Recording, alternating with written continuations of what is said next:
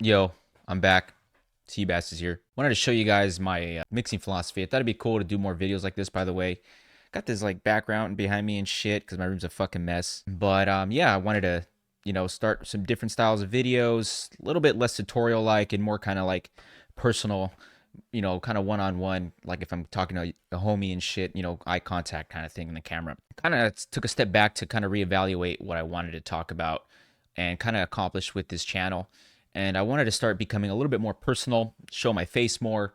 And I wanted you guys to, find this as a community where you guys can kind of support each other and have my support, and kind of just build a place where like minded guitar players like me and my friends could kind of just join together and talk about audio and making music and just a bunch of cool stuff. Kind of like, for all the controversy he's had, like kind of like how Hamza kind of did with his own community and stuff. So anyways, let's jump to the chase. This is going to be kind of my synthesized mixing workflow that I developed by studying under Jordan Valeriot and Ermin. I never know how to say his name. It's fucking, I got it here somewhere. Ermin Hamadovic from Systematic Studios, I think. The guy that does all the submission audio stuff. So I took Jordan's online course a couple years ago. It's really, really sick. I learned all my mixing stuff from him. You guys should totally check it out. I'll link to his channel on the description below. And then I also bought Ermin's systematic mixing guide, which is also really fucking sick. And you guys should check that out. It looks like this. Well, it's a PDF really, but I printed it all out. Oh shit, you can't fucking see that. Okay, well whatever. I'll link to that too. Anyways, so I kind of synthesized their philosophies into like my own thing because they kind of have different ways of viewing things. So anyways, that's besides the point. So my whole strategy of this philosophy is to be repeatable, it's to be quick, it's to be decisive, and to be extremely aggressive. Mindset also, but I'll touch upon that in a little bit. So again, mindset, repeatability, being quick, being decisive, and being aggressive. Now, the general tactics to accomplish this framework are pretty straightforward. Just a little bit hard to accomplish when you're a newbie because your ego is going to get in the way. And that's what brings me to the mindset part. You guys got to put that aside, put your self-doubts aside, and you guys got to just take the tracks that you're given, listen to them, and then kind of just think to yourself, what is the best way that I can shine this song? Excuse me. What is the best way that I can bring out the best of this song? So like, let's say for me, when I first started, I loved Necrophagist and I loved Deeds of Flesh. And I would listen to those mixes and I'm like, yeah, I'm going to make all my mixes sound like Portals to Canaan because I really love that mix. Or Necrophagist and it's like hyper clean and shit. But then like, here and there, I would get like a black metal band sending me stuff and I'm like, damn, I can't fucking, I couldn't do it because they would not have that kind of sound. It wouldn't be like tech death, it would be a black metal. So I'm like pulling my hair out trying to figure out what to do. But if I had started with the mindset of like, no, let's listen to how the song is being laid out and what are they trying to accomplish artistically, I would have not have those kind of, issues where I'm trying to make it sound like one thing when in fact it should sound nothing like what those reference tracks I had were sounding like. Now, the other thing is repeatability. So that requires having like a mix template that you can bring in every single time, regardless of the project that you got. It has all your plugins loaded and it's the same plugins every time. They don't change.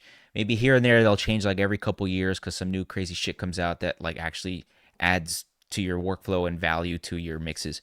But it's very rare that I add anything. I maybe only change like 3 or 4 plugins in the course of like 5 years, something like that, because they genuinely actually made my life easier. But other than that, like all my effects stay the same, all my reverb stay the same, all my delays, my EQs, all that shit is the same. So that's what I mean by repeatability, because then what happens is if you have to constantly get bogged down in the technical side of things, that fucking sucks. It takes you out of the creativity side of things, and then you're having to worry about routing and setting up all your sends, and it's just retarded, and you kind of get taken out of that like instinct mode, because mixing to me is a lot of gut instincts. You got to just like turn knobs and shit and like get really aggressive with EQ and compression, which kind of leads me to the last kind of 3 things, which is being quick, decisive, and aggressive. By having that mix template, you actually get to accomplish things a lot quicker.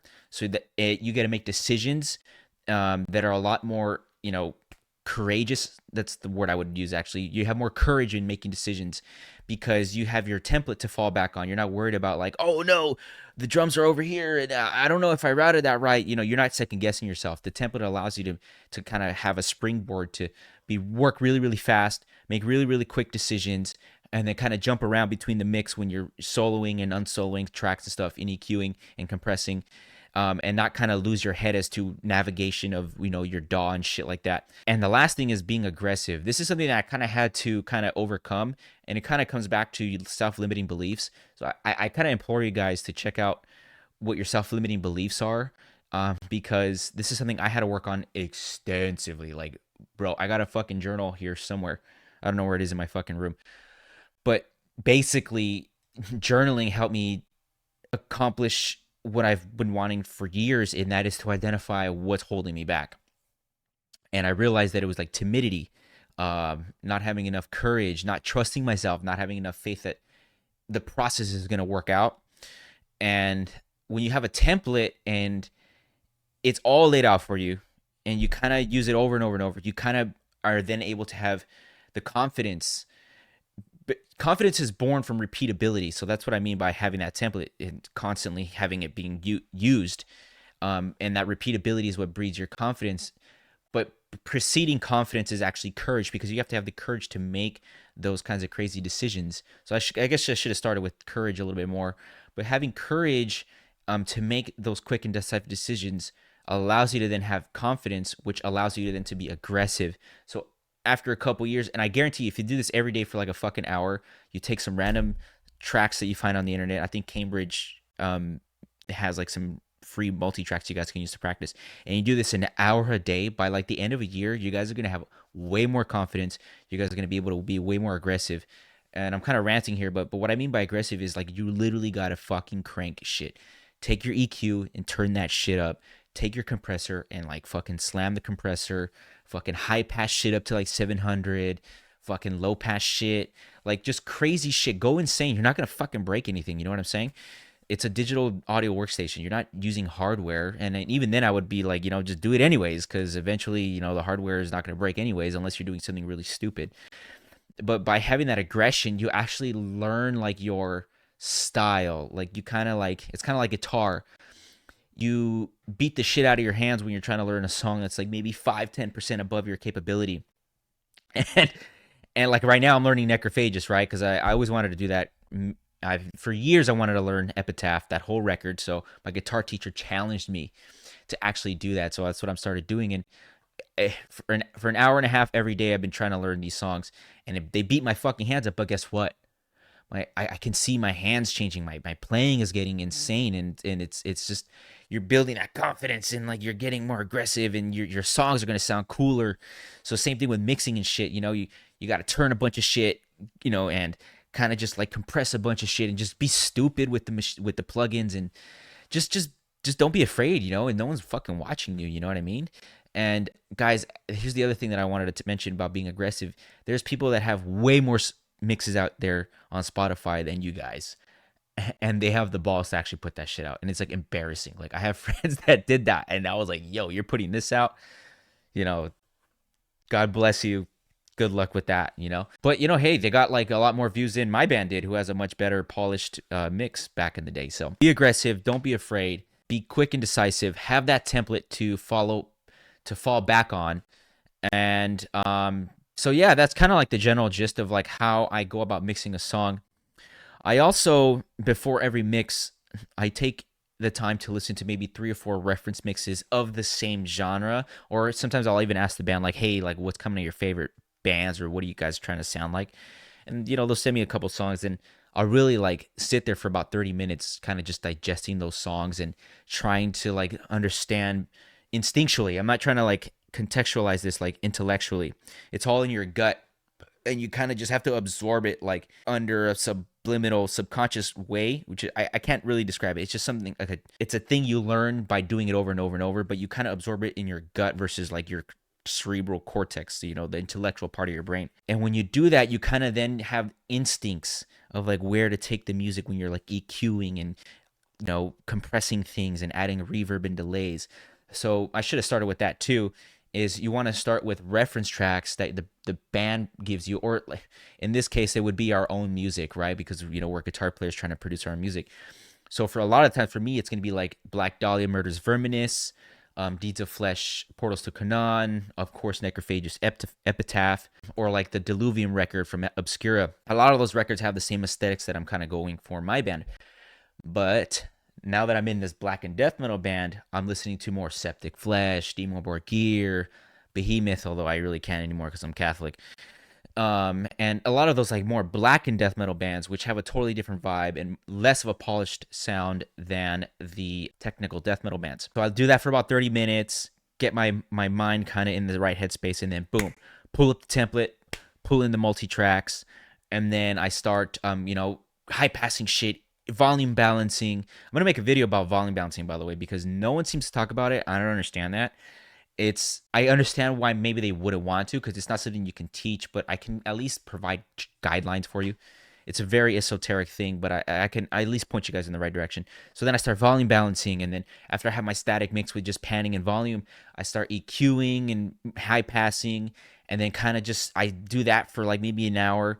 And then once I kind of have the static mix with the high pass and low passes where I want it, boom, that's when I start fucking just cutting shit on the kick drum, like crazy shit, like negative 15 dB on like 300 to 500 hertz on a kick drum, boosting like 12 dB of 8K on the kick drum or on a snare, fucking high cutting 700 hertz on cymbals, and it just being really aggressive and really quick.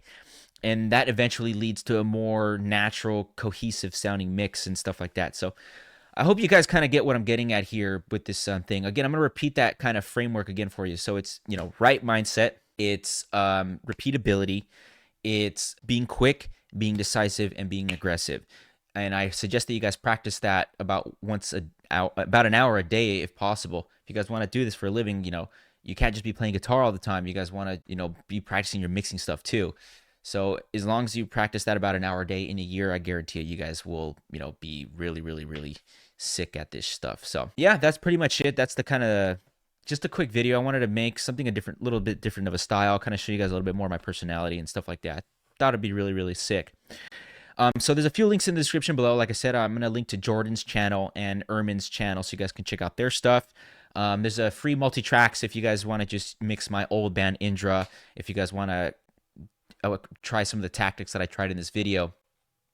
And there's also a couple other links for some other stuff in there as well. So peace out, guys. I'll see you guys in the next one. Lates.